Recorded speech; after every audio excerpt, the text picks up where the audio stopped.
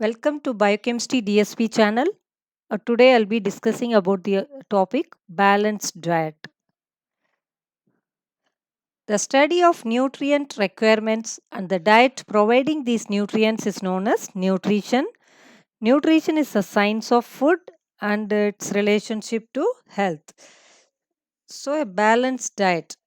So first you have to know what is a diet. Okay, a diet consists of energy yielding, body building, and protective nutrients which we have to eat to maintain normal growth, function, and optimal health of the body.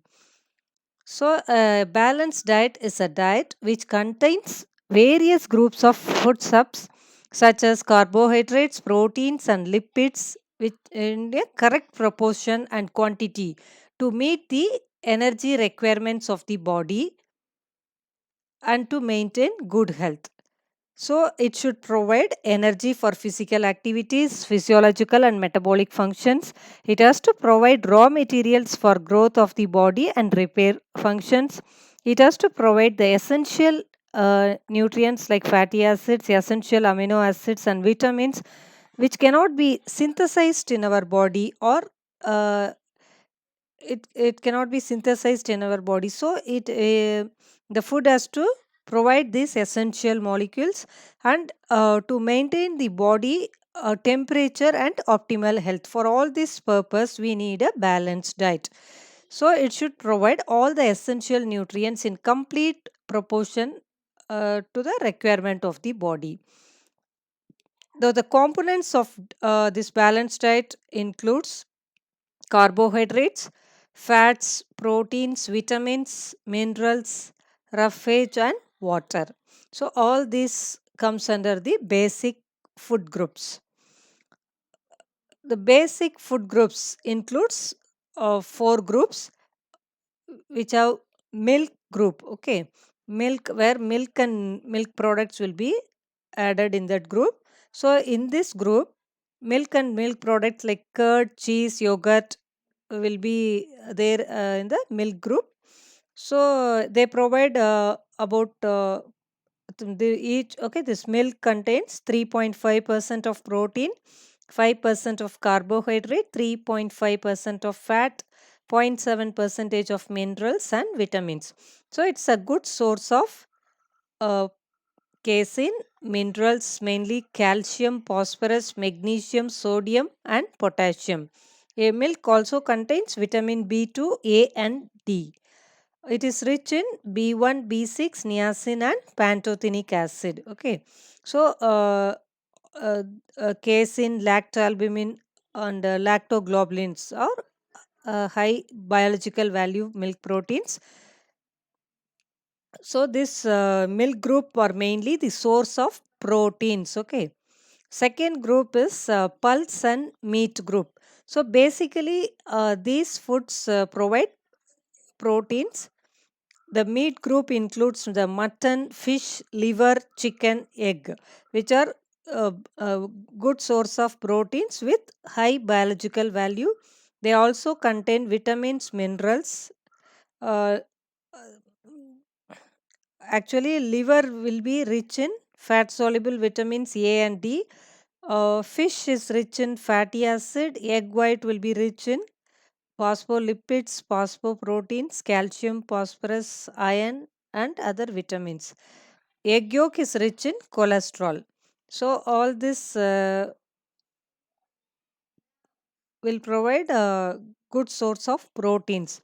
Then pulses and legumes, which are commonly called dals. Okay, so the beans, pulses, then soya beans are good source for proteins, but it will be lower biological value compared to animal proteins. So the foodstuffs of actually this milk group and pulse and meat group mainly provide body building nutrients, that is the proteins. Next group is vegetable and fruit group. So it includes green leafy vegetables, other vegetables, roots, tubers, and fruits. Mainly sweet potato and potato are good source of starch, and they will also contain appreciable amount of vitamin C and iron. Green leafy vegetables such as spinach, cabbage, lettuce are good sources of minerals, vitamin A, and water soluble vitamins, and also they contain dietary fibers, cellulose, hemicellulose, lignins. Fruits contain simple sugars like fructose and glucose. They'll also have some amount of water soluble vitamins, minerals, and dietary fibers. Mainly, the fruit contains the dietary fibers, pectins, gums, and mucilages. Then, citrus fruits are rich in vitamin C. The Indian gooseberry, also known as amla, is the richest source of vitamin C. Yellow fruits such as mango and papaya are rich in antioxidant beta carotenes. So, these foodstuffs of vegetable and fruit groups mainly provide the protective nutrients, that is the vitamins and minerals. They also provide roughage, okay, dietary fibers. Next to the fourth group is cereals group. So, in this group, wheat, rice, barley, maize are added. They are the richest source of carbohydrates. Okay, they provide the richest rich source of carbohydrates in diet. Starch is the chief carbohydrate in diet, and the cereals, which also contain proteins of low biological value, they also have dietary fibers, vitamins, and minerals. Okay, so these cereals constitute the major portion of the balanced diet. Wheat and rice are commonly consumed cereals in India. Usually, Indian diet will contain chapati, rice, idli, bread, etc. Okay, so these cereals group mainly provide energy yielding substances. Okay, they have energy yielding nutrients, mainly carbohydrates in the form of starch.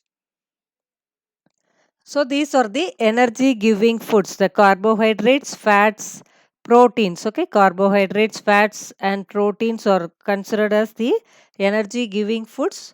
Along with this, the body also requires vitamins, minerals, fibers, and water in order to function properly. Then, how to formulate a balanced diet? Okay, what's the plan? What are the things essential to plan a balanced diet? So for proper planning of a balanced diet, it should contain milk and milk products, meat and poultry items, cereals, pulses, legumes, fruits, vegetables, fats, and carbohydrates. So all this nutritional requirement should be formulated in before formulating. We have to plan the factors like availability of food, economic status of the individual, the local food habits. All this also should be considered before formulating a balanced diet. So, this balanced diet should be based on the age. Okay, these are the factors which will uh, influence the balanced diet. Actually, before formulation of a balanced diet, we have to consider certain factors, whether the locally available, it should be based on the factors like whether it is locally available foods or within the economic range of the people, or it should fit with the local food habits, and the diet should also be easily digestible and palatable. It also contain enough amount of roughage materials, okay, dietary fibers. So depending on that, these are some of the factors which may influence the composition of balanced diet, like age. Okay, so age of the person should be considered before formulating the balanced diet. Mainly, growing children will require more amount of calcium and phosphorus in more amount compared to adult. So I have to because this growing children will require more calcium and phosphorus for the growth and development of bones and teeth. Then gender also should be considered uh, before formulating the composition of diet. Okay, That is like in females, the physiological state like pregnancy and lactation also can alter the composition of balanced diet compared to normal females. Okay, so pregnant women and lactating mothers should have increased amount of nutrients in their food, in their diet. Then a physical activity also will influence the energy requirement of the body. So it has to be formulated for sedentary workers. So sedentary workers means the individuals who perform lightweight. So they will require about 2400 kilocalories per day, and depending on that you can formulate the food. Then moderate workers, they will perform moderate work activities, so their requirement will be about 3000 kilocalories. Heavy workers who perform heavy work, so they require more amount of calories, above 4000 kilocalories. So according to the energy requirement of the body, it should be formulated. Then disease conditions. So before formulating the balanced diet, we have to consider the disease condition also. For coronary heart patients, animal fat, okay, like butter, cream, all should be avoided. For coronary heart patients, egg yolk and organ meat should not be given in their diet. Okay. Then for diabetics, the sugar, mainly the sucrose and sweet fruits like sweet fruits and sweet potato, rice, sweet salt should be avoided. Artificial sweetness like saccharin and aspartame can be used for this diabetics. Okay. Then during recovery of patients after the surgery or following illness like a severe burn, TB, kwashiorkor, or major trauma conditions, they require more amount of proteins in their diet. Okay, so protein diet should be increased. Then hypertension and chronic renal failure, so they should have reduced amount of sodium in their diet. So diet low in salt will help them to reduce the BP in the hypertensive patients. A low protein diet or diet with only essential amino acids can be recommended for this renal failure patients.